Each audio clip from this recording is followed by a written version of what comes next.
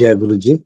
गुरु जी की प्यारी संगत, गुरु जी का आश्रम जूम सत्संग में आप सबका बहुत बहुत स्वागत है। संगत जी, आइए सत्संग की शुरुआत करते हैं और सत्संग के लिए इनवाइट करते हैं योगेश अंकल को। अंकल, आप प्लीज आएं और गुरु जी का सत्संग शेयर करें। ओम नमो शिवाय। शिव जी सदा सहाय। ओम नमो शिवाय। गुरु जी सदा सहाय। पहला प्रणाम गुरु जी को और फिर सारी संगत को प्रणाम। कोई भी भूल चूक हो गुरु जी माफ करना। जो आपने बुलवाना है वही बुलवाना है। जो आपने कृपा करी हमारे पे उसका ही हमने गुणगान करना है। आपका गुणगान ही हमने करना है और आपने जो करवाना है। जय गुरु जी। संगत जी मेरा गुरु जी से जो जुड़ना था वो मेरी मदर की वजह से था, क्योंकि मेरी मदर को सबसे पहले गुरुजी के यहाँ जाने का मौका मिला।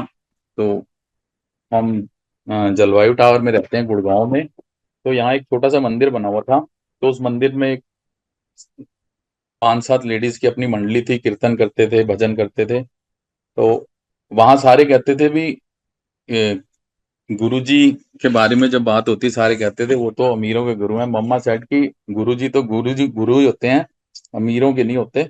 तो मम्मी जब गई गुरुजी के दर्शन करने तो मम्मी को एक सत्संग में जब गुरुजी गाड़ी से उतर के अपनी गद्दी की तरफ जा रहे थे तो गुरुजी की मम्मी को साक्षात शिव जी चलते हुए नजर आए। तब से मम्मी ने मुझे कहना शुरू कर दिया, राजू तू इधर उधर भटकता रहता है, छोड़ दे ये सब और गुरुजी के पास जाया कर, वो साक्षात शिव है। बीइंग मम्मी हमारी शिव भक्त थी बचपन से। तो मैंने कहा ठीक है मम्मी, पर वो कहते हैं गुरुजी के पास जाना उनकी मर्जी के बिना हम गुरुजी के पास पहुंच नहीं सकते कभी भी। जब तक उनकी मर्जी नहीं होगी गुरुजी के पास हमारी एंट्री नहीं होती। तो मम्मी ने कहा, बात आई गई होती कि अच्छा मम्मी मैं चला जाऊंगा, अच्छा मम्मी मैं चला जाऊंगा। इन बिटवीन गुरुजी एक बत्रा अंकल हुआ करते थे, अश्विनी बत्रा अंकल, उनकी डेथ हो गई। वो पेंट कंपनी में थे तो उनके साथ मेरा एसोसिएट्स था, तो हमारा उनके साथ ट्रेडिंग का काम था। तो वो गाड़ी जब भी मेरे पास आते थे ना तो मैं उनकी गाड़ी में बैठता था। तो मैंने गुरुजी को देखा नहीं था, ना मुझे पता था अभी गुरुजी कौन है। बस मम्मी ने बताया था गुरुजी हैं, एम्पायर स्टेट बैठते हैं, वहां जाना है। मैं कहा ठीक है। तो जब भी हम बत्रा अंकल की गाड़ी में मैं बैठता था तो उनके ना डैशबोर्ड के ऊपर एक स्वरूप लगा हुआ था गुरुजी का, पर्पल चोले वाला। तो मैं पूछता था मैं कौन है, कहते हैं हमारे गुरुजी हैं। उन्होंने भी तब तक नहीं बताया कि ये वही गुरुजी एम्पायर स्टेट वाले, या तब तक मुझे भी रिवील नहीं हुआ कि जो मम्मी कह रही है और वो ये जो इनके ये जिनको ये मान रहे हैं ये वही गुरुजी हैं एम्पायर स्टेट वाले। तो ये सब कुछ चलता रहा। धीरे धीरे कोई ना कोई सेवा उनको मिलनी, वो किसी ना किसी तरीके से सेवा घूम के शायद मेरा कल्याण या जो भी था मेरे पास आज इन्होंने कहना भाई ये काम करवाना है योगेश यहाँ पे, और ये हमारे गुरुजी ने बोला यार थोड़ा सा मैं तो आ नहीं पाऊंगा, तूने तू करवा देगा। मैं कहा हाँ जी करवा दूंगा। Being in the radius of 1 और 2 किलोमीटर और 4 किलोमीटर जो भी काम होता था मैं करवा देता था। ऐसे 5-6 क्या तो महीने ही निकल गए, मम्मी कहती रह गई। तो जब मम्मी ने थोड़ा फोर्सफुली बोला तो मैंने फिर पूछा, मैं कहा मम्मी जाना कैसे है बताओ। मम्मी ने कहा एम्पायर स्टेट है, हम जब दिल्ली से गुड़गांव आते हैं तो हम दिल्ली से आए तो हमें सारा कुछ पता ही था, रास्ता वगैरह। तो हमने जब वहां से निकलते थे वहां ना बहुत गाड़ियों की भीड़ सी होती थी, तो कभी ध्यान नहीं दिया कि यहाँ भी किस लिए है ये सब कुछ। That was Wednesday. मैं गया, मैंने बाइक उठाई और मैं ना एम्पायर स्टेट पूछता पूछता पूछता मैं एम्पायर स्टेट पहुंच गया। और मैंने गेट के बाहर बाइक लगाई तो अभी मैं सोच रहा हूँ कि मैं अंदर जाऊं, और तभी फोन कोई आ गया और मैं वापस पलट गया। ऐसे 3.25 महीने तक मैं एम्पायर स्टेट के गेट पे चक्कर लगाता रहा। कुछ ना कुछ कारण ऐसा हो जाए, कभी दिमाग पजल हो जाए, कभी कोई फोन आ जाए, कभी अंदर की तरफ जाने का ही मन ना करे। उनकी मर्जी जब तक नहीं थी एंट्री हो नहीं पाई मेरी कभी एम्पायर स्टेट में 3.25 महीने तक। मैं आगे मम्मी को बोलता अच्छा मम्मी मैं गया था, मैं अंदर नहीं जा पाया। मैं कुछ एक्सक्यूज दे देता था मम्मी को। तो जब 3.25 महीने बाद जिस दिन गुरुजी ने कृपा करनी थी, एंट्री देनी थी, दैट वाज वेडनेसडे। और मैं उस दिन मेरी गाड़ी थी तो मैं गाड़ी से जैसे ही गेट पे पहुंचा, गेट खुल गया, मैंने हॉर्न दिया तो गेट खुल गया। मैंने गाड़ी एक स्पेसिफिक जगह पे लगाई, और वहां से पैदल ना टी पॉइंट पे गाड़ी लगा के मैं पैदल थोड़ा सा पूछने लग गया। टी पॉइंट पे अगर आप पहुंच जाते हैं तो थोड़ा सा लेफ्ट लेके आपने राइट लेना है, तो आपके लेफ्ट पे सेकंड जो है वो छोटा मंदिर है हमारा गुरु जी का। तो बिल्कुल उसके सामने एक फार्म पे जो गेट था बाहर, हम फार्म हाउस ही कहते थे उसको, गेट था बाहर, उससे पूछा मैं कि यार यहाँ बाबा जी रहते हैं? तो उन्होंने इशारा किया सामने है कोई, वो वहां चले जाओ। तो मैं एम्पायर स्टेट पहुंचा, E4 विला। तो उस टाइम गुरुजी के ड्राइवर होते थे छोटू, वो बाहर खड़े थे। मैंने उनको नमस्ते की, मैं कहा जी यहाँ बाबा जी हैं कोई, तो उनको मिलना है। तो वो कहते हैं बाबा जी नहीं है, यहाँ गुरु जी बैठते हैं, और वो Thursday Friday Saturday Sunday 6:30 onwards बैठते हैं, आप कल आना थर्सडे को। मैं कहा ठीक है। जब उन्होंने कहा कल आना, मैं कहा थर्सडे को ठीक है। तो उस दिन थर्सडे वाले दिन मैं अपनी मदर के साथ, मैं मदर को भी ले गया उस दिन। मैं अपनी मदर के साथ एंटर हुआ, एम्पायर स्टेट हम पहुंचे। उस दिन गुरुजी ने हमारे पे कृपा बरसाई, हमारी एंट्री हुई। तो जैसे जैसे सब संगत कर रही थी वैसे वैसे जोड़े उतार के हाथ धो के हम लाइन में खड़े हो गए। लाइन में जाके गुरुजी को मत्था टेक के हम बैठ गए। और हमें कुछ भी नहीं पता था उस टाइम कि कैसे होता है क्या होता है। तो जैसे जैसे सेवादार बोलते गए, गुरबाणी चली, चाय प्रसाद आया, चाय प्रसाद लिया, बहुत सूदिंग लगा वहां का एटमोसफियर। और अपना फिर उसके बाद संगत खड़े होने लग गई, 7:30 पौने 8 8 बजे के करीब। तो मैं भी खड़ा होने लगा। तो मेरे साथ साथ में एक आंटी बैठी थी, कह रही नहीं बैठ जाओ अभी ना लंगर आएगा।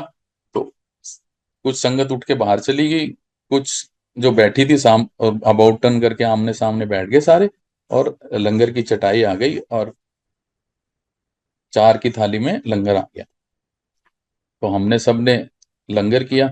लंगर किया तो मतलब that was a very divine thing, बहुत ही मतलब अच्छा फील हुआ लंगर करके भी। चलो हम बाहर आए, जैसे जैसे सबने का हाथ धो के आए वापस लाइन में लग के, गुरुजी से आज्ञा ली और बाहर आ गए और वापस घर की तरफ।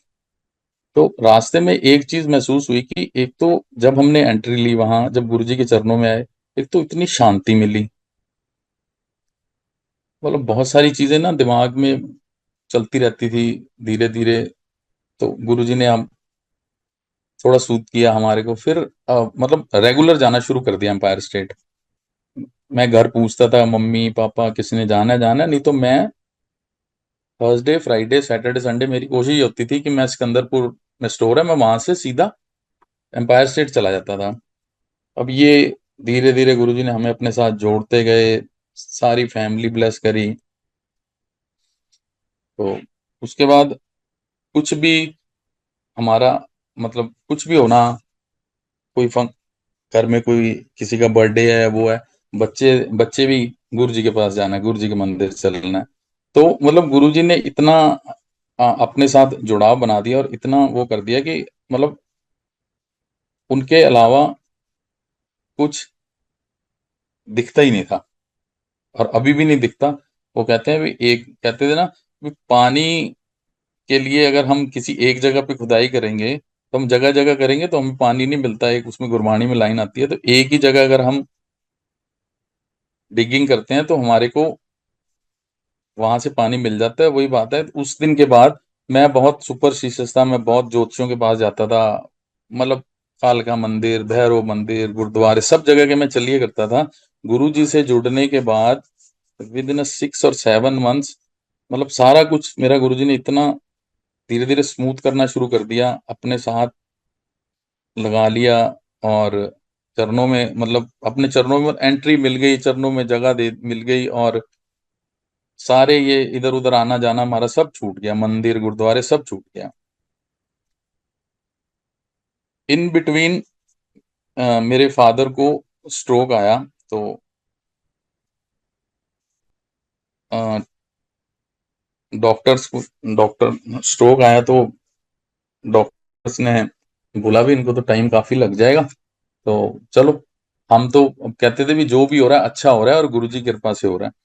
तो पापा को जब वहां से रिलीव मिला हॉस्पिटल से, तो हम घर लेके आए और अब रूटीन हमारा गुरुजी के पास जाने का, वो गुरुजी ने टूटने नहीं दिया, हम जाते ही रहे। तो पापा ना फिर इन बिटवीन ना बेड रिडन हो गए, तो लोग हमें कहते थे, यार ਤੁਸੀਂ ਗੁਰੂ ਗੁਰੂ ਨੂੰ ਮੰਨਦੇ ਹੋ ਤੇ ਪਾਪਾ ਤੁਹਾਡੇ ਬੈੱਡ ਰਿਡਨ ਹੈ, ਤੇ ਤੁਸੀਂ मतलब की विश्वास। मैं कहा जी विश्वास तो साडा है हैगा कि हमें मालूम है कि पापा के कुछ कर्म काट रहे हैं, और वो जिस दिन पापा के कर्म पूरे कट जाएंगे उस दिन गुरु जी अपने आप उनको अपने चरणों में ले लेंगे। और बात वही हुई, 4.5 साल के बाद थर्सडे का दिन था, तो मेरे मन में 2-3 दिन से आ रहा था कि मैं ना मंदिर से गुरु जी का जल ला के ना पापा को दूं, सो दैट मतलब मन में एक धारणा थी ये। तो मैं चला, मंदिर के लिए निकला, दोपहर को 2:30 बजे मंदिर पहुंचा तो बाहर से जल प्रसाद भरने लगा। तो एक अंकल अंदर से आगे कह रहे, हाँ भी कैसे आया आज तू, तो आज तो तू आता नहीं है, सैटरडे आता है। मैं कहा वो पापा की तबीयत खराब थी, मैं पापा के लिए जल लेने आया था। तो उन्होंने कहा रुक जा बॉटल दे, तो उन्होंने अंदर से गुरु जी का भोग लगा जल प्रसाद मुझे ला के दे दिया। और मैं जब वापस निकला तो मैं रास्ता भूल गया, मतलब इतने सालों से लगातार मंदिर जाने वाला आदमी, वो मैं रास्ता भूल गया और मैं रास्ता भटक के, और आगे फरीदाबाद में एक जगह है बंदवाड़ी, उससे भी आगे जाके कहीं लोगों से पूछता पूछता निकला, और टोल, बीच में टोल आता है, वो टोल पार करके मैं जब तक घर वापस आया, मैंने पापा को मम्मी को बोला भी मैं पापा को ना जल पिला दो, मैं लाया हूँ। तो हाँ मैं तब तक एम्बुलेंस ले आता हूँ, वीक बड़े लग रहे हैं, हॉस्पिटल ले चलते हैं। तो मम्मी ने पापा को जल पिलाया, मैं हमारे इधर 56 के गोल चक्कर पे एक आई हॉस्पिटल है, मैं कहा वहां से ना हमें एम्बुलेंस मिल जाएगी, मैं ले चलता हूँ पापा को, ले जाएंगे दिखा लेंगे हॉस्पिटल। और ऐसा होता ही था, अभी 4-5 महीने में एक आधी बारी हॉस्पिटल ले जाते थे पापा, रिवाइव थोड़े से होके आ जाते थे। तो मैं जैसे ही गोल चक्कर पे पहुंचा, मम्मी का फोन आया, कह रही पापा ने ना सर छोड़ फेंक दिया। मैं क्या, ऐसे मत बोलो। तो मैं फटाफट डॉक्टर लेके घर आया, तो गुरु जी ने उनको मोक्ष दे दिया, उनको अपने चरणों में ले लिया। और जैसे ही जल पिलाया था उसके 2-4 मिनट बाद चलो पापा का सारा हो गया। अब इन बिटवीन हमारी पापा के जाने के बाद मदर उसमें डिप्रेशन में चली गई बहुत ज्यादा। तो ज- जब डिप्रेशन में चली गई, उसमें बहुत सारे सिम्टम्स ऐसे होते हैं जो लोग हमें बोलते हैं इनको कुछ हो गया है, इनके ऊपर कोई आ गया है। अच्छा उनको भी ये लगने लग गया कि मुझे साउंड्स आ रही हैं, बहुत ज्यादा साउंड्स आ रही हैं, तो मेरे को किसी ने कुछ कर दिया है। तो ये साथ चलता रहा। तो फिर हमारे को किसी ने सजेस्ट किया भी ये सारी चीजों में नहीं पड़ते, आप तो मानते हो ये मेडिकली फिर ठीक होंगे। तो एक संगत ने हमें बताया भी, विमहंस करके है एक हॉस्पिटल, वहां पे आप ले जाओ। वहां मम्मी को ले गए, गुरु जी की कृपा से वहां मम्मी का इलाज चला 1.5-1 महीना। और इन बिटवीन मतलब मंदिर की सेवा और मंदिर का रूटीन रेगुलर रहा। मैं हॉस्पिटल भी मम्मी के साथ रहता था, और जिस दिन सेवा होती थी उस दिन मैं सेवा भी पे भी चला जाता था। तो 1.5-2 महीने बाद गुरुजी ने मम्मी को, मतलब उस जो मम्मी की स्टेज थी उसको सिक्रोफीनिया करके प्रॉब्लम थी, जो थी वो सीवियर थी, जिसमें लोगों को 8-8 महीने, साल-साल, 1.5-1.5 2-2 साल तक लोग ठीक नहीं होते। तो गुरुजी ने इतनी कृपा करी हमारे पे कि मम्मी 1.5 से 1.25 2 महीने के अंदर 90% गुरुजी ने उनको रिवाइव कर दिया। और उसके बाद आज तक गुरुजी की कृपा से सब कुछ अच्छा ही है। फिर 2017 की बात है कि मेरे को गुरु जी के बर्थडे वाले दिन ही मैं मंदिर सेवा करने जा रहा था, तो मेरी थोड़ी तबीयत सी खराब हुई। तो मैं मेरे साथ जो सेवादार थे उन्होंने कहा भाई हम गाड़ी चला लेते हैं, तू लेट जा, अगर वहां देखेंगे अगर तेरी तबीयत ठीक रही तो सेवा कर लियो, नहीं तो नहीं। वहां पे सेवा तो क्या करनी थी, मैं जाके ऊपर एक रूम में सो गया। वहां मेरी थोड़ी सी तबीयत मुझे ना ढीली लगी, तो मैंने उनको कहा भी मैं जा रहा हूँ, आप लोग देख लेना। तो मुझे ये नहीं पता कि मैं कैसे मंदिर से निकला, अपनी गाड़ी मेरी बाहर फॉर्च्यून के पास जो पार्किंग होती है वहां खड़ी थी, मैं किसके साथ बाइक पे बैठ के गाड़ी में आया, गाड़ी में बैठा, गाड़ी में आके मैंने जहां गाड़ी लगाई वहां से मैंने 3.5 4 महीने के बाद गाड़ी वापस उठाई अपनी सोसाइटी में से। मैं घर आया, मेरी इतनी तबीयत ज्यादा खराब हो गई, इतनी ज्यादा तबीयत खराब हो गई कि अ, रात, सारी रात, मतलब घर वाले घर वाले रिवाइव करने की कोशिश करते रहे, दवाइयां दे, इससे पूछ उससे पूछ। तो नेक्स्ट डे फिर मैंने कहा चलो डॉक्टर के पास चलते हैं, थोड़ा सा ठीक लग रहा था। हम डॉक्टर के पास गए तो डॉक्टर को जैसे ही वाइफ ने बताया, मैं ना व्हील चेयर पे गया, तो वो कहते हैं भी आप व्हील चेयर पे क्यों आए? मैं कहा वीकनेस बहुत ज्यादा हो गई है, कल से वॉमिटिंग भी बहुत हुई है। और उसको जैसे ही बताया वाइफ ने भी, इनको ना थोड़ा, इनको ना शुगर भी है, तो उसने लैपटॉप बंद कर दिया, कह रहा नहीं भाई साहब, आप आपने इनको किसी बड़े हॉस्पिटल ले जाओ। मैंने कहा भाई डॉक्टर साहब, हम आपके पास आए हैं, कम से कम हमें फर्स्ट एड तो दे दो। तो उन्होंने कहा ठीक है, उन्होंने ना ड्रिप लगा दी और कहा भी इसके बाद आपको किसी दूसरे हॉस्पिटल।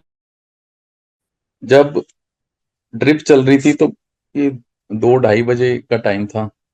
मेरे मित्र हैं बाबा अंकल, तो उनका, वो फैक्ट्री जाते थे दिल्ली, तो 2 2:30 बजे जब वो फैक्ट्री से निकलते थे, एक दूसरे को कॉल करते हैं, वो मुझे करते थे, कहाँ है भाई, दुकान पे है, कहाँ है, आज शाम, मतलब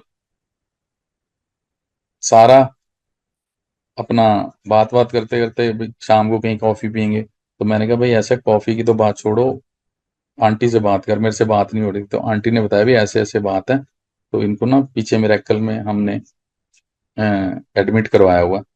तो उन्होंने कहा ठीक है, एक ना पीछे हमारे आनंद सुपर स्पेशलिटी है, मैं वहां बात करके देखता हूँ। जब उसको उनको बताया भी ऐसे ऐसे है कि डॉक्टरों ने बोला भी किसी दूसरे हॉस्पिटल ले जाओ, हम नहीं करेंगे यहाँ। तो उन्होंने कहा ठीक है, मैं बात करके देखता हूँ। वो अपने ट्रैवल करते करते दिल्ली से गुड़गांव उन्होंने बात करी डॉक्टर साहब के साथ, तो डॉक्टर साहब ने कहा आप यहीं ले आओ। चलो जी, वहां से वो ड्रिप खत्म हुई, मैं आनंद हॉस्पिटल में आ गया। वहां आते ही मेरे सारे टेस्ट चालू हो गए। तो जब क्रिटेनाइन टेस्ट हुआ तो मेरा क्रिटेनाइन 3.65 था। तो उन्होंने कहा भी क्रिटेनाइन का टेस्ट करना पड़ेगा, किडनियां ना प्रॉपरली वर्क शायद नहीं कर रही। तो उन्होंने फिर दोबारा से टेस्ट किए जो नेक्स्ट डे सुबह आने थे। तो वो जो दूसरे टेस्ट आए वो आ गया, क्रिटेनाइन आ गया 4.95। तो उन्होंने भी हाथ खड़े कर दिए कि भाई हम नहीं कर सकते, अब आप कोई और हॉस्पिटल बड़ा वाला देख लो। तो इन बिटवीन हमारे संगत के ही हैं ब्रिगेडियर सैनी, जो अब नहीं रहे, गुरुजी के चरणों में जा चुके हैं। तो वो डॉक्टर हैं, तो उनके साथ हमारा बहुत अच्छा पारिवारिक रिलेशन है। तो उन्होंने सारा कुछ चेक किया, वो आए, उन्होंने चेक किया, उन्होंने कहा भी ले जाना तो किसी बड़े हॉस्पिटल ही पड़ेगा, अदरवाइज तो ये मुश्किल ही लग रहा है। इन्होंने हाथ खड़े कर दिए। तो फिर उन्होंने पारस में कोऑर्डिनेट करके पारस में बात करी, तो पारस में मेरे को एडमिट करवा दिया गया। वहां जब एडमिट हुए तो उन्होंने अपने टेस्ट चालू कर दिए सारे। वहां जो क्रिटेनाइन आया वो और जंप हो गया, वो 6.95 आ गया। तो उन्होंने कहा जी ये तो बड़ी मुश्किल हो रही है, क्रिटेनाइन बढ़ता ही जा रहा है, कम नहीं हो रहा। तो 2 3 दिन तक और देखेंगे, नहीं तो फिर यहाँ तो किडनी ट्रांसप्लांट का ही हो सकता है, पोजीशन हो जाए। सारे डर गए। और अपनी संगत में एक अंकल थे, उनका ना मेदांता में रोबोटिक ट्रांसप्लांट हुआ था। तो उन्होंने कहा नहीं नहीं नहीं, हम बैठे हैं, कोई बात नहीं, हम देखेंगे। वो अपने लेवल पे, मतलब हर एक जो संगत में थे मेरे साथ अटैच क्लोज, वो सारे अपने अपने लेवल पे डॉक्टरों को चेक कर रहे थे भी कहाँ कैसे क्या करना चाहिए। और सैनी अंकल तो पूरा देख ही रहे थे। तो उन्होंने, वो मेडिसिन हेड रह चुके हैं मिलिट्री में, आरआर हॉस्पिटल में। तो उनके अपने जो सर्कल के थे, जो डीन बन चुके थे उन्होंने उनके साथ, सबके साथ डिस्कस किया। तो उस डिस्कशन में जो डॉक्टर मेरे को ट्रीट कर रहा था, वो एक का जूनियर, एक उनके कलीग का जूनियर निकल आया। तो उन्होंने वहां बात करी, तो उन्होंने कहा सर ऐसा है कि क्रिटेनाइन रोज ना बढ़ ही रहा है, कम नहीं हो रहा। तो उन्होंने कहा ठीक है, एक टेस्ट और करके देखो। तो नेक्स्ट डे थोड़ा सा हमें डाउट हुआ कि हॉस्पिटल वाले कभी कभी झूठी रिपोर्ट भी बना देते हैं, टेस्ट तो इन्होंने अंदर ही करने हैं। तो हमने अपने लैब वाले को, जिससे हम रेगुलर टेस्ट कराते थे, उसको रात को अटेंडेंट बना के रखा, और सुबह 4:30 जैसे ही उन्होंने टेस्ट लिए, वैसे ही हमारे लैब वाले ने भी टेस्ट लिए और वो चला गया। और मजे की बात ये होती थी, सुबह 4:30 बजे गुड मॉर्निंग होती थी, तो सुइयों के साथ, और सुबह इतने मोर बोलते थे, जैसे मोर गुड मॉर्निंग करते हो। क्योंकि जब गुरुजी ने चोला छोड़ा था तो हम सेवा करते थे, जैसे सुबह जब हम समाधि की सेवा पे जाया करते थे, जैसे ही सुबह 3:30 4 5 बजे 4 4:30 बजे वहां पहुंचना, तो इतने मोर बोलने गुरुजी को, जैसे कि गुरुजी को उठा रहे हो, गुड मॉर्निंग, समाधि की सेवा होनी, स्नान होना। तो सेम वैसे ही होता था। तो एक बड़ी पॉजिटिव सी फीलिंग आती थी, भाई गुरुजी हमेशा हैं तो हमारे साथ ही। उस टेस्ट में, उस टेस्ट के बाद जब वो टेस्ट हुआ तो वो ग्रेड 9 आ गया, 9+ आ गया, ग्रेड 9। तो 9+ में उन्होंने कहा जी अब तो बहुत मुश्किल है, अब तो या तो डायलिसिस स्टार्ट करने पड़ेंगे और उसके बाद किडनी ट्रांसप्लांट का आपको सोचना ही पड़ेगा। अब सबके सब अपने अपने लेवल पे लग गए चेक करने के लिए। और जिन अंकल का मैंने बताया, उन्होंने पता किया कलकत्ता में, उन्होंने कहा जी 75 लाख रुपए लगेंगे, डोनर भी है और डॉक्टरों की टीम भी वहां से आएगी, यहाँ की टीम और इस हॉस्पिटल की टीम के साथ मिलके ये सब होगा। मेरे को इन बातों का बिल्कुल नहीं पता था, मेरे को सारी बातें ये बाद में बताई गई, ये सारा जो हुआ। तो बस मैं तो, गुरुजी का लॉकेट होता था मेरे हाथ में, मैं वो बस जाप करता रहना। और अब जब उन्होंने कहा भी डायलिसिस होना है, तो डायलिसिस स्टार्ट करना है, तो डायलिसिस के लिए एक सॉकेट बनाते हैं, तो उन्होंने कहा जी गर्दन पे बनाएंगे। तो मेरी गर्दन पे सॉकेट बना। पर अब डायलिसिस जो है वो अब बिना सैनी अंकल की मर्जी के बिना स्टार्ट नहीं करना था। तो उन्होंने अपने सारे जो थे, सब जो उनके साथ थे, उनसे पूछा। उन्होंने कहा देखो जी डायलिसिस तो करने ही पड़ेंगे। वहां से भी सेकंड ओपिनियन थर्ड ओपिनियन यही आया भी डायलिसिस तो करने ही पड़ेंगे, नहीं तो ये तो खराब हो जाए काम बहुत ज्यादा, रिलीव के लिए, किडनी रिलीव के लिए। तो मतलब सब कुछ हो गया, कट बन गया। पर डायलिसिस का जो टाइम गुरुजी ने रखा था, वो तब सब हमेशा साथ होते थे, कम से कम 5 6 संगत होती थी रूम में।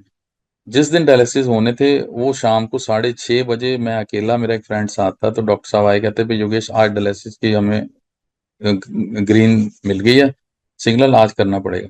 तो वो मुझे ले गए। पहले तो मैं डर गया, देखा वहाँ रूम में इतने सारे लोग लेटे हुए हैं, उनके घर किसी के हाथ में, किसी के वहाँ एक पाइप लगी हुई है मशीन से, और ब्लड जा रहा है और वापस घूम के आ रहा है।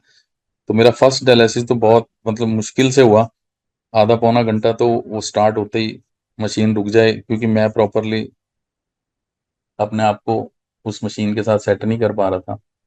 तो चलो जी, कैस गुरु जी कृपा से करते करते पहला डायलिसिस 2.5 2 ढाई घंटे में हुआ। और सुबह फिर जब टेस्ट हुए तो बहुत ही नॉमिनल सा पॉइंट 1 नीचे गिरा, 0.1% के करीब हुआ। तो उन्होंने कहा जी अभी डायलिसिस हमें एक और करना पड़ेगा या 3 भी करने पड़ सकते हैं। तो सब अपनी तरफ से प्रे कर रहे थे।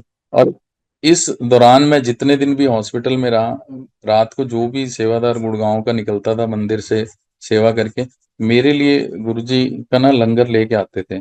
और मुझे 7:30 बजे के बाद कुछ भी खाना अलाउड नहीं था, मेरे ड्रिप लग जाते थे। और मेरे पास लंगर आता था 10:30 से 11 के बीच में, कभी 11:30। तो कभी दो दो वाली थाली होती थी, कभी 4 वाली थाली होती थी। तो मैं बस वो गुरुजी का नाम लेना और पूरा का पूरा लंगर मैंने कर लेना। मतलब मैं ये बता रहा हूँ कि गुरुजी की कृपा, वही वाली बात है, गुरबाणी, लंगर और विश्वास, इन तीनों चीजों के ऊपर टिकी है। अब तीनों चीजों को कोशिश पूरी करी कि गुरुजी हमारा विश्वास ना डोले आप पे। और सत्संग सारा दिन ही चलते रहते थे, गुरबाणी चलती रहती थी कमरे में, कोई ना कोई जो भी आता था सत्संग करता रहता था। और लंगर प्रसाद रात को आ जाता था रोज। तो 2 दिन बाद जब दूसरा डायलिसिस हुआ, तो दूसरे डायलिसिस में गुरुजी की इतनी कृपा हुई कि क्रेटिनाइन 9.69 से सीधा ड्रॉप ऑफ करके 1.35 आ गया। ओ, तो सब जब सबसे शेयर किया तो उन्होंने कहा भी अभी हमने ये किसी से शेयर नहीं करना योगेश, अभी इस बात को अभी हम सत्संग में ही शेयर करेंगे, पर अभी पहले हम पूरा रिवाइव करेंगे। तो इन बिट इस उस टाइम क्या था, अभी जिस दिन मेरा क्रिएटिनिन डाउन आया था उससे एक दिन पहले, एक दिन, हाँ हाँ, एक दिन पहले की बात है, हम लोग सारे रूम में थे मेरे, और सारे 3-4 संगत के थे, और गुरबाणी चल रही थी, और मेरी ना आंख लग गई। अब सबकॉन्शियस माइंड में मेरे को ऐसा लगा कि मेरे साइड में ना गुरुजी खड़े हैं, और उन्होंने मेरे सर पे ना हाथ फेरा है। तो मैं कह रहा हूँ, गुरुजी एक बार और फेर दो हाथ। तो उस ये इंस्टेंट है, एक दिन पहले का, जिस दिन मेरा सेकंड डायलिसिस हुआ, और उस दिन मेरा क्रिएटिनिन 1.35 आ गया, जो कि नॉर्मल है 1.5, उससे भी नीचे। और गुरुजी की कृपा से आज तक वो उसी जगह पे स्टैंड है। ये 2017 की बात है, और आज 2025 चल रहा है। तो डॉक्टर्स ने कहा, भाई योगेश, किडनी बायोप्सी करनी पड़ेगी, क्योंकि जो तेरी ये प्रॉब्लम हम समझ रहे हैं, जो इस प्रॉब्लम मतलब जो हम इसको रेक्टिफाई करने की कोशिश कर रहे हैं, इस प्रॉब्लम को, या इसको समझने की कोशिश कर रहे हैं, अगर ये दोबारा प्रॉब्लम हो गई ना, तो ये मिनट्स नहीं देगी, रीनल फेलियर हो जाएगा। तो इसके लिए हमें किडनी बायोप्सी करके ना टेस्ट करना पड़ेगा बायोप्सी को भी, ये क्यों हुआ।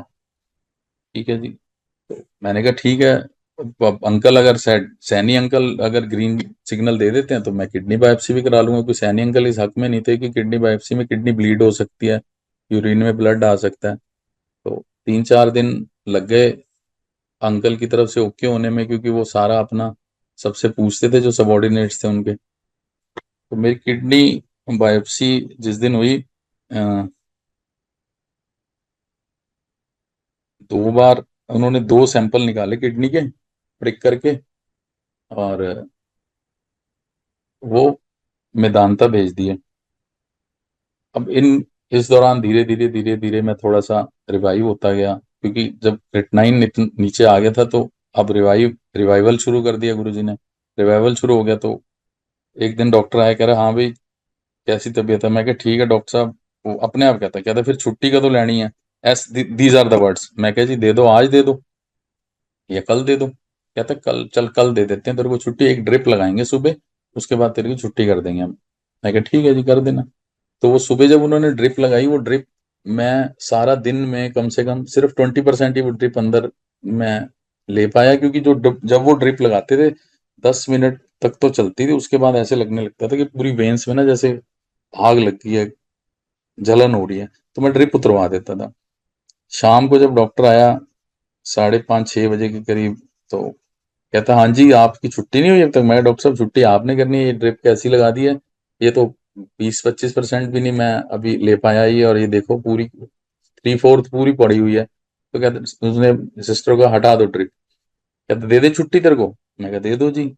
तो सब हंसने लगे, साथ में भी 6:30-7 होने वाले हैं। कोई भी हॉस्पिटल, प्राइवेट हॉस्पिटल कभी भी रात को रिलीव ही नहीं करता पेशेंट को। कहता नहीं दे देते हैं छुट्टी आज इसको। और गुरुजी की कृपा इतनी रही कि उन्होंने आधे पौने घंटे के अंदर अंदर ही मेरी सारा डिस्चार्ज बना के, और 8 बजे के करीब हमें, 8 सवा 8 के करीब हमें डिस्चार्ज कर दिया, और मैं अपने घर आ गया गुरुजी का थैंक यू करते हुए। और उसने कहा भाई हफ्ते बाद ना तुझे आना पड़ेगा ये दवाइयाँ लेके। मैं कहा, ठीक है। जब हम हफ्ते बाद गए, तो मैंने कहा जी मेरी रिपोर्ट आ गई। तो कहता नहीं अभी नहीं आई, अभी एक रुक जा, अभी दवाइयाँ हफ्ता और खा। तो मैं एक हफ्ता और वेट किया, दवाइयाँ खाई गया। तो दूसरे हफ्ते जब हम गए, तो मैंने कहा डॉक्टर साहब अब क्या पोजीशन है, कब आना है। तो कहता है, अरे योगेश, लड्डू खिला तू मेरे को, लड्डू खिला। अब तुझे जरूरत नहीं फिलहाल अभी आने की, कभी मैं बुलाऊंगा तब आइयो। अभी कोई ये दवाइयां भी तेरी बंद। मैं कहा ठीक है जी, मल्टीविटामिन थोड़ी चलेंगी जो चलेंगी। मैं कहा ठीक है। तो मेरा गुरुजी के साथ एम्पायर स्टेट से एक लड्डू प्रसाद और मेरा एक रिश्ता है, जो मैं शेयर नहीं कर सकता। पर जब उसने कहा ना लड्डू प्रसाद, मैंने कहा गुरुजी लो, अब इसका मतलब आपकी तरफ से गो मिल गया।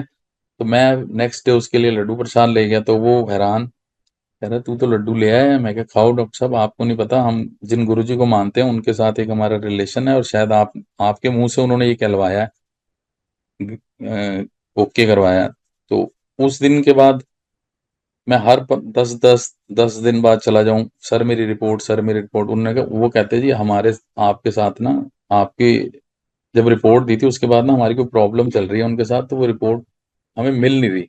मतलब उनके साथ, मेदांता के साथ हमारा कोई डिस्प्यूट है, तो वो किसी की भी ना रिपोर्ट रिलीव नहीं कर रहे, आप हमसे स्लिप ले जाओ, डायरेक्ट ले लो जाके।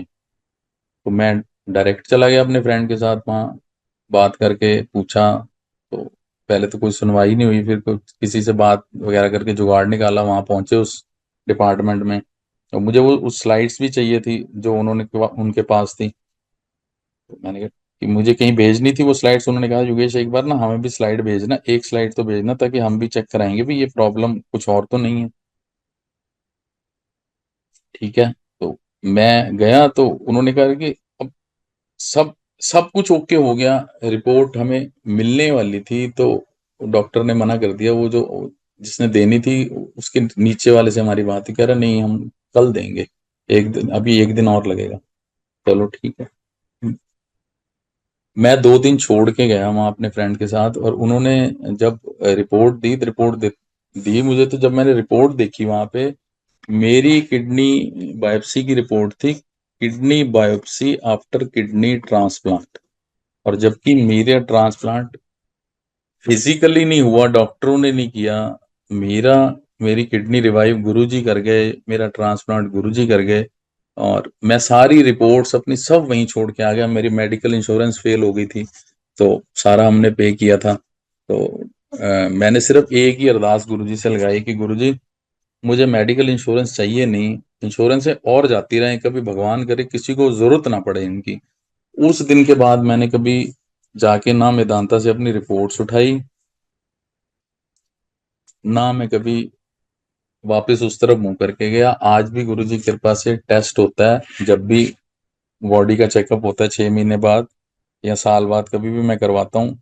मेरा जो क्रिएटिनिन आता है गुरु जी की कृपा से, वो वही आता है जो फर्स्ट डे गुरु जी ने कर दिया था टेस्ट के बाद, 1.35 या 1.36। इससे ज्यादा कभी नहीं आया। गुरु जी की इतनी कृपा रही, सारा कुछ गुरु जी ने किया। डॉक्टरों ने अपना काम किया, गुरु जी ने अपना काम किया। इतनी मेहर बरसाई कि बयान नहीं की जा सकती। अब मैं अपनी बिटिया का कर देता हूँ सत्संग एक छोटा सा। गुरु जी ने हमें बिटिया ब्लेस की थी, नंदनी। हमारा एक बेटा है बड़ा। तो बस जब हम एम्पायर स्टेट जाते थे तो नमन साथ ही होता था, ब्लेसिंग लेनी उसने भी। तो फिर बीच में गुरुजी ने कहना शुरू कर दिया भी अब बच्चे नहीं आएंगे, बच्चों को मत लाया करो। तो हम क्या करते थे, दोनों हस्बैंड वाइफ नमन को ले जाते थे। एक बच्चा बंदा बाहर बैठता था पहले हाफ टाइम, बाहर वरांडे में बच्चे के साथ, एक अंदर बैठता था। फिर कभी कभी ऊपर फर्स्ट फ्लोर पे चले जाते थे हम नमन को लेके, ऊपर डाइनिंग टेबल के साथ बैठना, उसको बिठा देना नीचे भी, चुप करके बैठा रहा, हिलना नहीं है, ना शोर मचाना। तो गुरु जी की कृपा से बहुत अच्छा चलता रहा। फिर जब थोड़ा सा साल 1.5 साल बाद गुरुजी ने मन में विचार डाला भी एक और ब्लेस करना है। तो चलो, आंटी ने कंसीव किया गुरु जी की कृपा से। और मुझे बड़ा डर लगा रहता था क्योंकि नमन की बारी इतनी कॉम्प्लिकेशंस आई थी कि बहुत ज़्यादा। और इसको काफ़ी इंजेक्शंस भी लगते थे ड्यूरिंग द प्रेगनेंसी टाइम। तो जब नमन का बर्थ भी हुआ था तब बहुत सारी कॉम्प्लिकेशंस थी। तो मुझे डर सा लगा रहता था। तो मैं हमेशा जाके ना जब मत्था टेकते थे तो मैं यही कहता था, गुरु जी संभालो अपनी नूह ते पोतरा, मेरे बस ਦਾ नहीं हैगा। ਤੁਸੀਂ ਦੇਖਣਾ ਹੁਣ ਪਹਿਲੀ ਵਾਰੀ ਤੇ ਬੜੀ ਮੁਸ਼ਕਲ ਹੋਈ, ਇਹ ਵਾਰੀ ਤੁਸੀਂ ਧਿਆਨ ਰੱਖਣਾ ਜੇ ਤੁਸੀਂ ਚੀਜ਼, ਤੁਸੀਂ ਕਿਰਪਾ बरसा रहे हो, ਤੁਸੀਂ देखना है। ऐसे मत्था टेकना मैंने सीढ़ियों के पास से, और मैंने पीछे बैठ जाना। 4-5 महीने बाद पता नहीं मन में क्या आया, मैंने कहा गुरुजी मुझे ना बिटिया चाहिए, मुझे बिटिया। तब से मैंने कहना शुरू कर दिया, गुरुजी संभालो अपनी नूह ते पोतरी, ਇਹਦਾ ध्यान तुसी रखना है। अच्छा मैं कहूँ गुरुजी बिटिया बिटिया चाहिए, साथ में अरदास लगानी बिटिया चाहिए। तो आ, मेरे ख्याल 8th मंथ था, या 8th मंथ था। तो हम एक दिन एम्पायर स्टेट गए गुरुजी से ब्लेसिंग लेने। तो गुरुजी के बिल्कुल सामने एम्पायर स्टेट में, अब आप अगर आप एंटर करते हो सीढ़ियों की तरफ से, तो सीढ़ियों वाली साइड सिर्फ 6-7 लोग बैठ सकते हैं। उसके बाद सीढ़ियाँ, हम वहां से राइट लेके आप गुरुजी को मत्था टेकते हो। तो हमारे को वहां बिठा दिया। और जब लंगर का टाइम आया और वहीं हम अबाउट टर्न होके बैठ गए, और हमारा फेस गुरुजी की साइड, और सामने फर्स्ट में वाइफ बैठी थी, फिर मैं, फिर हमारे सामने दो संगत। तो आप लंगर आया तो हम लंगर कर रहे, तो वो गुरुजी देख रहे हैं, और हम गुरुजी को देख नहीं सकते थे। मतलब ऐसा लगता था कि जैसे गुरुजी सब हमको ही देख रहे हैं।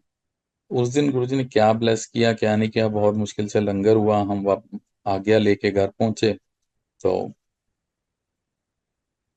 ये रूटीन हमारा ना चलता रहा। उस दिन शायद गुरुजी ने जो ब्लेस करना था वो हमें उसी दिन किया था, जो अपने मन में एक विचार है। चलो जी, 14 फरवरी को गुरुजी ने हमें बिटिया ब्लेस करी। तो हम 40 दिन फटाफट हो, हम गुरुजी के चरणों में लेके जाएं। सबको होता भी बच्चा हुआ पहले गुरुजी के मत्था टिकाएं इसको। तो 40 दिन बाद हम लेके गए एम्पायर स्टेट, फ्रॉक पहनाई हुई, सारा हम सारे थे, मम्मी पापा वाइफ मैं। गुरुजी के चरणों में जब रखा, मैं गुरुजी ना रखना है, बस यही वर्ड्स बोले, और इससे ज्यादा हम बोल नहीं पाते थे। कहते हाँ फिर 10 कुड़ी है कि मुंडा ना रखिए। अब मतलब, हाँ फिर 10 कुड़ी है कि मुंडा। मैं क्या, मैं गुरुजी की तरफ देखूं और नीचे देखूं, मैं क्या फ्रॉक पहनी हुई है गुरुजी, लड़की है। तो मतलब हमसे कुछ बोला नहीं गया, पर गुरुजी ने कहा हाँ फिर 10 कुड़ी है मुंडा। मतलब उन्होंने स्टैंप लगा दी, और साथ बोला कुड़ी है ना, मैं कहा हाँ जी। अब गुरुजी के सामने तो मतलब, आप 0 वाट का बल्ब भी बहुत मायने रखता, हम कुछ भी नहीं है। जब गुरुजी बैठे होते थे, उनसे मत्था टेकते थे, तो मतलब उनका ऑरा नॉट, हम संभाल नहीं पाते। तो मैंने कहा हाँ जी गुरुजी कुड़ी है। अच्छा फिर लियांदे रहो, एनू ना रखांगे असी। मैं कहा ठीक है गुरुजी। उसके बाद अ, हम जब भी मंदिर जाना, मतलब वीक में जाना ही होता था, एक दिन तो जाना ही जाना है सबके साथ, बाकी दिन, बाकी टाइम मैं अकेला चला जाता था। तो मम्मी से पूछा, मम्मी कब पूछें गुरुजी से। तो फरवरी निकल गया, मार्च निकल गया, हम लेके जाते थे, सब कहते थे मना किया हुआ गुरुजी ने, बच्चे नहीं लाने, तो मम्मी कह देती थी भाई गुरुजी ने हमें बोला लाना है तो हम तो लाएंगे। कहते ठीक है, अगर गुरुजी ने बोला फिर तो कोई बात ही नहीं है। तो ये मई का ही महीना था जी, सेकंड लास्ट वीक था। हम गुरुजी के पास गए, मम्मी वगैरह थे, तो मैंने कहा मम्मी ना पूछ लिए, मम्मी कहती रहन दे यार, अभी ना पूछ। मैं कहा ठीक है जी। फिर भी ना, पता नहीं हम दोनों, मेरे मन में क्या आया, हम दोनों ने ना आज्ञा लेते हुए मत्था टेका गुरुजी को। तो गुरुजी ने पता नहीं हमारे क्या कर्म काटने थे। मैं गुरुजी ਤੁਸੀਂ ਕਿਹਾ ਸੀ ਉਹ नंदनी का नाम, मतलब सॉरी नंदनी बोल रहा हूँ, बिटिया का नाम रखना है। तो गुरुजी एक मुंह इधर, कभी इधर मुंह कर लें, कभी हमारी तरफ देखें ही ना। और औखे भी बड़े लग रहे थे उस दिन गुरुजी, देखे ही ना हमारी तरफ। इधर मेनका गांधी बैठी थी, कभी उससे बात करने लग जाए। मैंने 2-3 बार पूछा, चौथी बार ना गुरुजी ने बहुत तेजी से हमको डांटा, एक चांस और लो फिर रखेंगे। अब वो एक चांस और लो फिर रखेंगे, मतलब वाइफ भी थोड़ा घबरा गई। और मैंने गुरुजी के चरणों में मत्था टेका, तो वो मत्था टेकते हुए फूल कुछ माथे पे लग गए, हमने तो प्रसाद समझ के मैंने 2 अपने पास रखे, 2 वाइफ को दिए। मैं कहा, हम बाहर निकले तो वाइफ थोड़ा सा रुआंसा से रोने सी लगी, तो सारी संगत ने समझाया भी जो थे, कह रहे गुरुजी ने तुमको नहीं डांटा, तुम्हारे कर्मों को डांटा है, मतलब तुम्हारे अच्छे के लिए डांटा है तुमको, मतलब तुम्हारे कुछ कर्म ही काटे हैं। और ये सेकंड लास्ट वीक था जी। और उसके बाद नेक्स्ट वीक मई में, 31 मई आ गया। और बस फिर तो बहुत ही दर्दनाक सा हमारे लिए था कि जैसे पता चला भी, एक दिन को फोन आया कि सारे जाप करना शुरू करो, गुरुजी की तबीयत बहुत खराब है, गुरुजी हॉस्पिटल में। और फिर गुरुजी ने, फिर एक फोन आया भी, अब गुरुजी ने चोला छोड़ दिया। मतलब ऐसा उस टाइम तो हमें ऐसा लगा कि मतलब हमारी नीचे से ना कोई जमीन ही खींच के ले गया। हम अब बैठेंगे कैसे, खड़े कैसे होंगे, जिंदा कैसे रहेंगे, क्योंकि अब पहले तो क्या था, अभी कुछ भी होता था सीधा पहुंच जाते थे एम्पायर स्टेट गुरु जी को मत्था टेकना, और उन्होंने ऐसा प्लस मतलब उनको मत्था टेकने के बाद जब सर ऊपर करते थे सारे दिमाग के ख्याल गायब हो जाते थे, इतना जबरदस्त बूस्ट हो जाते थे हम, और हमारा नेक्स्ट वीक बहुत ही अच्छा निकलता था। बड़ी बड़ी मुश्किल रही जी उसके बाद अपने आप को संभालने में, बहुत बहुत बहुत मुश्किल रही अपने आप को संभालने में। और सबने फिर समझाया भी, देखो गुरुजी ने कहा था रोना नहीं रोना नहीं, मतलब हर कोई अपने तरीके से एक दूसरे को समझा रहा था। भाई गुरुजी ने टोला छोड़ा है, गुरुजी हैं तो हमारे साथ ही। पर उस दिन एक चीज समझ आ गई कि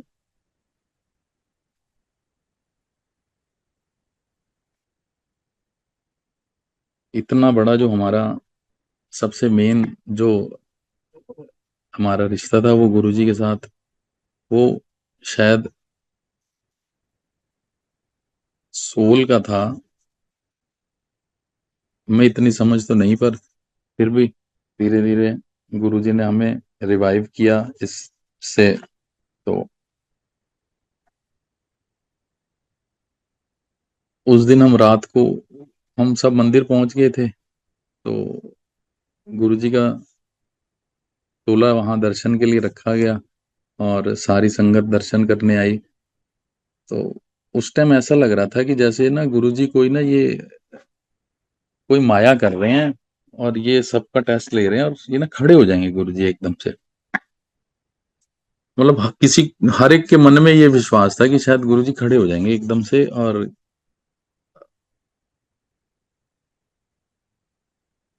टेस्ट ले रहे हैं सबका। पर वो चीजें सारी समझ के बाहर थी हमारी, हम अपने दिमाग ही लगाते रह जाते हैं। तो वहां से फिर सबने सबको धीरे धीरे कहा भी चलो सुबह, ये डिसाइड हुआ था भी 31st को गुरु जी का संस्कार यहीं पे होगा। तो रात को 2:30 पौने 3 बजे का टाइम था। नंदनी साथ ही थी, सबने कहा चल जाओ योगेश तुम वापस जाओ भाई, कल भी आना होगा। तो मैं बड़े हम मतलब मैं क्या, सारे ही बहुत भारी मन से वहां से निकले। कुछ संगत कुछ सेवादार वहां रह गए। तो एक अंकल ने बोला, एक सेवादार ने बोला भाई, हमारे नीचे रहते थे सोसाइटी में, हमारे बिल्डिंग के नीचे, तो भाई एक योगेश को बोल देना आप जाके, हम बोलना भूल गए भी, कार पार्किंग 11 नंबर के सामने वाली ना, वो सुबह सारी पार्किंग वो देखेगा, पार्किंग का में आना है सेवा में। तो इन्होंने कहा भी 3 साढ़े 3 4 बजे तो ये निकला तो अभी है, क्या इसकी घंटी खड़काएंगे। उन्होंने मेरे को बोला नहीं, और मैं सुबह थोड़ा सा लेट पहुंचा। जब मैं वहां पहुंचा तो मुझे पता चला भी मेरे को सेवा दी थी, तो मैं बड़ा ग्रज करता रहा, मैं गुरुजी सेवा मिली और नहीं, सेवा मिली और मैं कर नहीं पाया। चलो गुरुजी के संस्कार की तैयारी हुई, सारा वहां पे जहाँ समाधि बनी हुई है वहां गुरुजी का सारा जो रीति रिवाज के हिसाब से सब हुआ। तो जो सेवा जहां जहां मिलती गई सब हम लोग करते गए। जब ये संस्कार हो गया तो उसके बाद ना इसको चारों तरफ से कवर्ड कर दिया गया, बैरिकेटिंग हो गई भी, कोई अंदर नहीं जाएगा, बाहर से मत्था टेकेगा। तो फिर सबकी ना सेवाएं लग गई हम लोगों की, 8 8 घंटे की। मेरी तो नहीं लगी खैर, सबकी लग गई। तो मैं मतलब अंदर अंदर मैं रो रहा हूँ, गुरुजी सेवा नहीं मिली सेवा नहीं मिली। तो एक अंकल मेरे पास आए, कहते योगेश यार मेरे को ना, कंपनी में थे, कह रहे योगेश यार मेरे को ना कंपनी से शायद छुट्टी नहीं मिलेगी, तू मेरी जगह सेवा कर लेगा 8 घंटे की। मैं कहा ठीक है। तो मैंने थैंक यू कहा गुरु जी को। और मैं कहा ठीक है गुरु जी, चलो शुक्र है कुछ सेवा तो आप छुट्टी वो मिल गई, आपकी कृपा हुई। तो मैंने उनकी सेवा, मैं उनकी जगह आ गया। गुरु जी ने इतनी सेवा उस मतलब गुरु जी जब देते हैं हर चीज बहुत ज्यादा ही देते हैं, कम नहीं देते, कुछ भी हो चाहे वो। तो वो सेवा मेरी कंटिन्यू चली। वो अंकल के बाद जिनकी सेवा थी उनका मेरे को फोन आ गया, योगेश यार मैंने हॉस्पिटल जाना है, तू देख लेगा। सैनी अंकल थे वो, मैं कहा हाँ जी। फिर मतलब मैं लगातार गुरुजी ने कल्याण किया मेरा, लास्ट तक, जब तक कंक्रीटिंग नहीं हुई इस जगह की, तब तक सेवा में गुरुजी ने रखा। शुक्र रहा गुरुजी का, आज तक है, आगे भी रहेगा, सब पे रहेगा। सब अपने अपने कर्मानुसार चल रहे हैं, पर गुरुजी के होते हुए हमारे जितने भी कर्म है वो गुरुजी 90% तो अपने ऊपर ले ही लेते हैं, 10% हमें देते हैं, हमें उसमें से भी हमारा हाथ पकड़ के निकाल देते हैं। मैं आपको मम्मी का एक और सत्संग कर देता हूँ। 2 साल पहले मम्मी की तबीयत बहुत ज्यादा खराब हो गई, और मैंने यही कहा, मैं कहा गुरुजी अब हॉस्पिटलों में ले जाके, अगर आप ठीक समझते हो तो मैं हॉस्पिटल ले जाता हूँ, नहीं तो वहां जाके तो परेशानी भी होती है। तो हमने फिर एक दो डॉक्टर्स की अपॉइंटमेंट ली, तो एक डॉक्टर आया घर पे देखने, तो उसने लेट हो गया आधा पौना घंटा, तो उसने हमें फोन कर दिया कि मैं लेट आऊंगा। मैं कहा ठीक है डॉक्टर साहब, आ जाओ, आप देख तो लो। तो उसने चेक किया जब मम्मी का बीपी वगैरह, तो बीपी बिल्कुल ही नहीं मारा था। तो कहता देखो जी, मेरी तरफ से तो ना ही है, आप इनको किसी अच्छे हॉस्पिटल ले जाओ, बड़े, अगर वो, मेरी तरफ से तो चांसेस बहुत कम है। तो मैंने फटाफट, वही हमारा आनंद पीछे है, मैं आनंद पे फोन किया, वहां से एम्बुलेंस आ गई, मैं एम्बुलेंस के साथ मम्मी, हम यहाँ से स्ट्रेचर पे मम्मी को ले गए, वहां उनके टेस्ट चालू हो गए। 1 डेढ़ घंटे के अंदर अंदर रिपोर्टें आई कि अ, जो पोजीशन है वो रीनल फेलियर की तरफ है, किडनी नहीं काम कर रही, हार्ट बहुत स्लो है, और पल्स बिल्कुल जा चुकी है। तो मैंने कहा जी अब क्या करना है? वो कहते योगेश, बड़ा हॉस्पिटल देख के एक चांस ले लो तुम। मैं कहा गुरुजी बैठे हैं यार, तू एक काम कर, तू आप देखो, बड़ा, मैं डॉक्टर साहब को मैं कहा आप देखो, बड़ा दिमाग लगाओ कि इसमें कौन से हॉस्पिटल ले जाना है। तो हमारे पीछे एशिया मोरंगो है, तो वहां पे उन्होंने फोन किया, फटाफट एम्बुलेंस आ गई। मैं वहां से एम्बुलेंस में बैठ के मम्मी के साथ वहां चला गया। तो एकदम से इमरजेंसी में सारे डॉक्टर ही आ गए। उनकी जो रीडिंग थी उसके हिसाब से वो कह रही पेस मेकर लगाना पड़ेगा, डायलिसिस करना पड़ेगा, किडनी को सपोर्ट देनी पड़ेगी, और मतलब हमारी तरफ से ना है, ये हम कोशिश कर रहे हैं अगर ये बच जाए तो। मैंने कहा जी आप अपना काम करो, हमारे गुरुजी बैठे हैं वो देख लेंगे, आप अपना काम तो करो।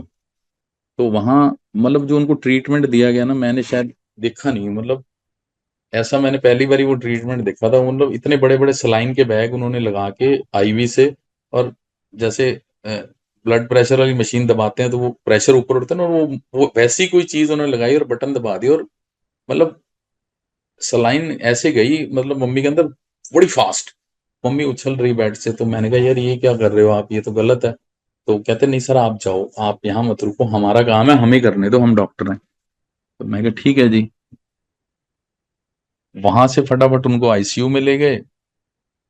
आईसीयू में उनके ऊपर उनका मतलब सारा सिस्टम स्टार्ट हो गया उनका। तब तक संगत अपनी जो साथ रह, शुरू से ही साथ है गुरु जी की कृपा से, वो सारे आगे जो भी क्या क्या दिक्कत है, मैं क्या ऐसे ऐसे बात है, कह रहे चल कोई बात नहीं। तो दोपहर के करीब 4:30 5, दोपहर नहीं शाम के करीब 4:30 5 बजे करीब ना सारे थोड़ा थोड़ा डिस्पर्स हो गए, तो मैं अकेला था। तो मेरे को फोन आता है आईसीयू से, कह रहे हैं आप ना एक बार ऊपर आ जाओ, डॉक्टर साहब मिलना चाहते हैं। मैं डॉक्टर साहब कैसे, डॉक्टर साहब, डॉक्टर कहता है सर इनको ना वेंटिलेटर पे डालना पड़ेगा, आप इलाज करवाना चाहते हैं तो वेंटिलेटर पे डालना पड़ेगा। अ, हम इलाज भी करें और आगे बॉडी ना रिवाइव करे इलाज को, तो कैसे करेंगे? तो मैं क्या जी देखो, वेंटिलेटर का तो नाम ही डर लगता है। तो उन्होंने कहा जी देखो वेंटिलेटर पे डालना, ये फाइल आपको साइन करनी पड़ेगी। और बिलीव करेंगे कि मैंने, अगर वो 50 पेज की फाइल थी, तो मैंने सिर्फ एक बार आंख बंद करके मैं कहा गुरु जी, मैं किसी को नहीं पूछ रहा, ਤੁਹਾਡੀ ਤੁਹਾਡਾ ਨਾਂ ਲੈ ਕੇ मैं इन्हों गो करन लगा वेंटिलेटर रस्ते। और मैंने सब जगह पे ना गुरु जी गुरु जी गुरु जी गुरु जी, उन्होंने कहा यहाँ जहां उन्होंने साइन कराए, वहां जिस भी फाइल में उसके बाद साइन कराते गए, मैं सिर्फ गुरु जी लिख के साइन करता गया। और 10 मिनट के बाद मैं बाहर आ गया, और उसके बाद मेरे को ऐसा लगा ये क्या मेरे से क्या हो गया, मैंने तो वेंटिलेटर के लिए साइन भी कर दिए। मैं कहा चलो गुरुजी आपने कराए हैं तो देखी जाएगी जो होगा। फिर सारे जब आए, एक सारे शाम को आए, तो मैं क्या ऐसे ऐसे बात थी। सबने मेरे को डांटा से, तू बेवकूफ है। मेरे से बड़े भी थे संगत के, तू बेवकूफ है, तेरे को पता है वेंटिलेटर का तो नाम ही गलत है, और उस पे ले जाके इन्होंने टाइम निकाल देना है और बस उसके बाद मना कर देना है। मैं क्या चलो जी देखो, अब आप भी कहते हो गुरुजी हैं तो गुरुजी हैं, तो फिर चलने दो अभी जो भी है। 3 3 दिन हो गए, मैं वहीं होता था सारा दिन, हॉस्पिटल बैठा रहता था सर। तो 3 दिन हो गए। 3 दिन बाद डॉक्टर कहते हैं भाई थोड़ा सा हमें रिवाइवल लग रहा है। मैं कहा ठीक है जी, आपको लग रहा है तो आप करो, आपने करना है, ऊपर गुरुजी बैठे हैं उन्होंने करना है, हम तो आगे अपनी ड्यूटी दे रहे हैं यहाँ पे। चौथे दिन शाम निकल गई, 5वें दिन मुझे बुलाया गया और ऊपर डॉक्टर्स ने, कहते योगेश जी हम कोशिश करेंगे, हम ना विनिंग प्रोसेस चालू करने की कोशिश करेंगे शाम को, नहीं तो अगले दिन सुबह। मैं कहा जी ये विनिंग प्रोसेस क्या होता है? तो दे सेड कि removal of ventilator for time to time, कि बॉडी रिस्पॉन्ड कर रही नहीं है वेंटिलेटर उतारने के बाद, पेशेंट कितना ठीक हुआ है कि वेंटिलेटर के बिना भी वो थोड़ा सा चल अपने आप को सपोर्ट कर पाता है। मैं कहा ठीक है जी आप करो गुरुजी का नाम लेके। तो उन्होंने जिस दिन विनिंग प्रोसेस शुरू किया, तो दोपहर के करीब फोन आया हमें, कह रहे जी आप एक बार आ जाओ और मिल लो, बुला रहे हैं। तो हम डॉक्टर साहब बुला रहे हैं। हम जब ऊपर गए, मैं था, वाइफ थी, मेरी चाची थी और एक और संगत थी। हम ऊपर गए तो माता जी, जिनको हम बिल्कुल ही अनकॉन्शियस ले गए थे एक हॉस्पिटल में, वो वाइफ को देख कहती है ये कित्थे ले आए हो मैनू तुसी? मैं मम्मी की हो गया? भी नया हॉस्पिटल है ये, वहां वो नहीं है, मैं आर्टिमिस वगैरह नहीं है। नहीं नहीं इत्थे मैनू रोटी नहीं दिंदे। तो डॉक्टर हंस पड़ा, कह रहा लो जी पहला साइन देख लो कि अपने आप, इसका मतलब ये अपने सेंसेस में आ गए। तो उसके बाद उन्होंने थोड़ा थोड़ा रिमूव करना शुरू किया। और इससे 2 दिन पहले ना अर्जुन अंकल के घर सत्संग था। तो मैं किसी काम से गया था, तो मैंने जाना नहीं था, आंटी ने जाना था। तो मैं किसी काम से गया, तो ऊपर तैयारी हो रही थी, तो सुदामा अंकल भी आए हुए थे, तो जलंधर वाले। तो उन्होंने कहा योगेश अब तो तू आ गया, बैठ जा यहाँ पे, अब सेवा अब सत्संग के बाद ही जाएंगे। मैं क्या देखो मैंने नहीं जाना, आना आज, आंटी आएगी, मेरे को कोई काम है। तो वो कहते चलो कोई बात नहीं, हम अभी सत्संग कर लेते हो। हम सुदामा अंकल के साथ बैठ के सत्संग करते रहे, वो अपन सत्संग सुनाते रहे, हम भी सुनते रहे। एक एक आधे घंटे बाद चाय प्रसाद लेके, मतलब अभी सत्संग शुरू नहीं हुआ था, ये दोपहर का टाइम था। मैं चला गया। तो अब अर्जुन अंकल के घर के सत्संग के बाद वो डॉक्टर ब्रिगेडियर सैनी जी के यहाँ आ गए, अश्मी भाभी के यहाँ आ गए। तो अश्मी भाभी ने, उन्होंने वीरवार का दिन था, वो मंदिर जाना है। तो उन्होंने कहा मंदिर जाना है, तो ऐसी बात हुई भी, योगेश की ना मदर भी हॉस्पिटल में दाखिल है। तो कहते अच्छा, फिर काम करते हैं, पहले मिलके मम्मी को फिर जाएंगे मंदिर। तो वो भी शाम को आ गए, तो उनको बताया, कह रहे नहीं मुझे ना मिलवाओ मम्मी से। मैं कहा डॉक्टर साहब आप अलाउ ही नहीं करेंगे, 7:30 बजे कोई जा ही नहीं सकता ऊपर। तो मैंने कहते फिर भी एक बार पूछो, मतलब गुरुजी की क्या लीला होती है हमें नहीं मालूम, पूछो। मैं कहा ठीक है। मैंने डॉक्टर साहब से फोन करवाया नीचे से। तो पहले तो गार्ड ही बहुत गुस्सा हो गया। मैं कहा आप एक बार छोटे डॉक्टर को फोन करके बोल दो ऐसे ऐसे, मैं हिमाचल से आए हैं, उनके ब्रदर हैं, मिलने आए हैं, तो चले जाएंगे फिर वो। तो उन्होंने ना डॉक्टर को फोन किया, डॉक्टर ने फोन उठाया और बात करी। मैं क्या डॉक्टर साहब ऐसे ऐसे बात है, ब्रदर आए हैं। तो डॉक्टर ने ना सीधा एक ही बात बोली, कह रहा भेज दो जो भी आए हैं ना, जितने भी आए हैं उनको भेज दो, एक बार मिलवा दो इनकी मम्मी को। मतलब उसने थोड़ा सा से प्यार और रूड दोनों वे में बोल दिया। तो मैंने कहा जी देखो मिला दो। अंकल सुदामा अंकल ऊपर गए, गुरु जी का एक स्वरूप था, उन्होंने कहा रख बैठ के साल लगा दो पीछे। तो वहां लगा दिया, गुरु जी का स्वरूप लगा दिया उन्होंने, और उन्होंने अरदास करी मम्मी के लिए।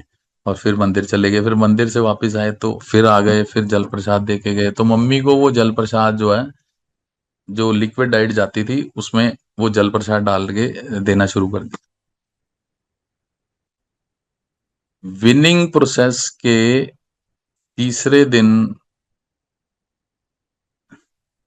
बाद, जब रिमूव हो गया पूरा, तीसरे दिन डॉक्टरों ने मुझे कहा शिफ्ट कर दें क्या मम्मी को रूम में। मैं कहा जी जैसी आपकी इच्छा कर दूं। मतलब गुरुजी का स्टेप बाय स्टेप सिस्टम जो था, मम्मी को रूम में शिफ्ट कर दिया। मतलब लाए तो स्ट्रेचर पे ही। अब फिजियोथेरेपी हो रही है, मम्मी की एक्सरसाइज हो रही है, खाना आ रहा है, तो जो भी है हम खिलाते थे। तो एक दिन डॉक्टर आया, कह रहा आप क्यों खिला रहे हो, अपने आप खाएंगे। मैं गेर दी, कह रहे गेरेंगी अपने आप खाएंगी। एक तो यूरिन बैग लगा हुआ था, एक ड्रिप लगी थी। पहले दिन उन्होंने वो ड्रिप निकाली, फिर खाना अपने आप खिलाया, मम्मी ने खाना शुरू कर दिया। तो जब दूसरा दिन आया तो आए तो कहते इनको चेयर पे क्यों नहीं बिठाया, डॉक्टर कहता है। मैं कहा जी ये डॉक्टर बोल जाते हैं आपके नीचे, जो आप इनको बोल जाते हो वही कराते हैं, हमें तो पता ही नहीं है। आप हमें अब बोल के हम चेयर पे बिठा देंगे, बोल देंगे इनको कि जब चेयर पे बिठाएं। जब भी फिजियोथेरेपी वाला आए उसके बाद चेयर पे बिठाओ। फिर मम्मी को पकड़ के वॉक कराते थे फिजियोथेरेपी वाले। दो बंदे पकड़ते थे और मम्मी थोड़ा गिर गिर के चलती थी। मतलब गुरुजी ने जैसे कहते हैं, जब ठीक करना है ना तो चुटकी बजानी है। 2 दिन फिजियोथेरेपी हुई, तीसरे दिन दो बंदों ने पकड़ा, चौथे दिन मम्मी का हाथ पकड़ के सिंगल आदमी चला रहा है। उन्होंने कहा जी कल हम यूरिन बैग निकाल देंगे। मैं कहा निकाल दो। उन्होंने यूरिन बैग क्लिप किया, मम्मी को अर्जु ही मैं ले गया बाथरूम में अटेंडेंट के साथ। मम्मी ने यूरिन पास किया, स्टूल पास किया, डॉक्टर को फोन करके बता दिया ऐसे ऐसे कह रहे यूरिन बैग रिमूव कर दो। यूरिन बैग उसके अगले दिन रिमूव हुआ। एक दिन उन्होंने और रखा, दूसरे दिन फिर डॉक्टर आया, कह रहा ये कोई छुट्टी कर दें। मैं क्या कर दो डॉक्टर साहब जैसा आपको ठीक लगे। कह रहा फिर आप हिसाब कराओ नीचे। तो मैं कहा ठीक है जी। मैं नीचे गया, मैंने सारा, मतलब हम रेगुलर बेसिस पे तो वहाँ पैसे जमा करा ही रहे थे। तो लास्ट में तो मैंने कहा जी मैं ऐसे ऐसे डॉक्टर साहब ने बोला है भी डिस्चार्ज करना है, आप बना दो सारा। तो उन्होंने बनाया सारा डिस्चार्ज का। तो हमारी ना एक नीलम आंटी हैं, वो आर्टिमिस में है। She is so helpful to every one, to every sangat. उनको पता चल जाए भी संगत का कोई है, वो आपके रूम में आ जाएंगी, आपकी इतनी हेल्प करेंगी, किसी भी तरीके से कोशिश करेंगी। कहीं अपॉइंटमेंट नहीं मिल रही, कहीं डिस्काउंट है।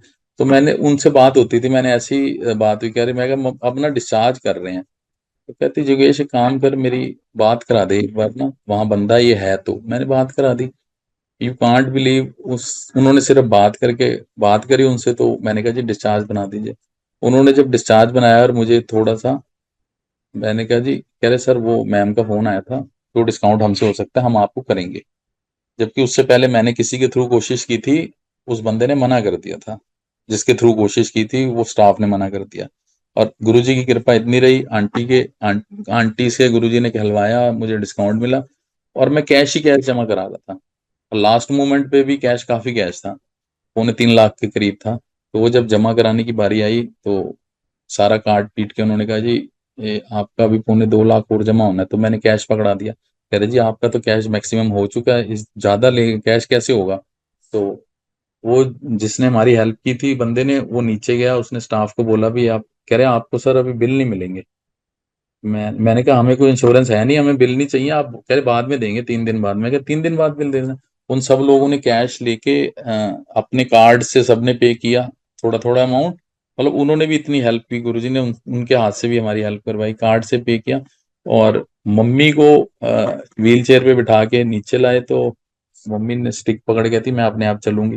मतलब उस पोजीशन में ले गए थे, और जिस पोजीशन में हम वापस लाए हैं, मम्मी बाहर गेट पे व्हील चेयर तक आई हैं स्टिक पकड़ के, मेरे साथ गाड़ी में बैठी हैं। गाड़ी में बैठ के हम लोग अपने घर आए हैं। मम्मी लिफ्ट में चढ़ के पैदल अपने घर तक हम पहुंचे हैं। गुरु जी की इतनी कृपा रही। और आज मम्मी की, आज इस बात को भी 2 साल से ऊपर हो गए हैं। हम पंजाबी होते हैं तो खाना पीना पूरा गुरु जी की कृपा से वही है, माता जी का। और हाँ, पूरी कृपा है गुरु जी की मम्मी पे। मम्मी पे महाराज की पूरी कृपा है, मम्मी भी बिल्कुल हमारी ठीक है। बहुत बहुत बहुत शुक्राना गुरु जी का, जो उन्होंने बुलवाया, जो उन्होंने करवाया, जो कृपा हमारे पे बरसाई, जो कृपा संगत पे बरसाई। उनका अनंतम अनंतम शुक्राना। कोई भूल चूक हो गुरु जी माफ कर, माफ कर, माफ कर, माफ कर। थैंक यू अंकल, जय गुरु।